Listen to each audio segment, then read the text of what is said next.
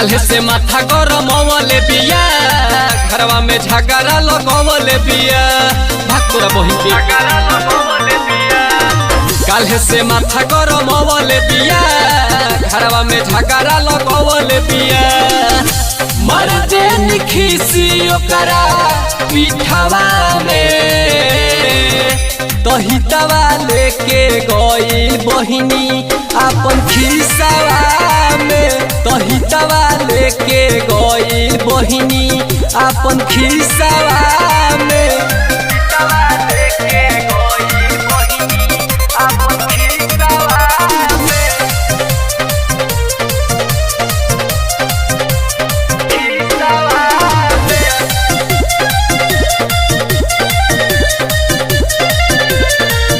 एक तो में घर परी तुअर से परेशानी रामा तुझे तो समय पर नहीं मिल खाना पानी रामा एक तो में घर परी तुअर से परेशानी रामा तुझे तो समय पर नहीं मिल खाना पानी रामा लफड़ा तो बढ़ गई बिखवा में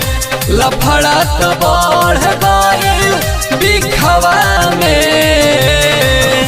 तहितवा लेके गई बहिनी अपन खिसवा में तहितवा लेके गई मौगी हमार खिसवा में रे साला करे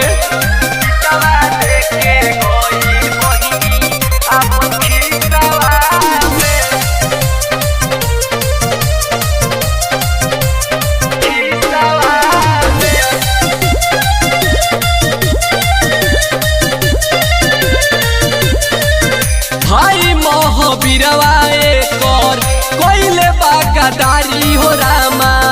एकर चलते दूर हमार हो गइली प्यारी रामा भाई महावीरवाए कर कोइले बागादारी हो रामा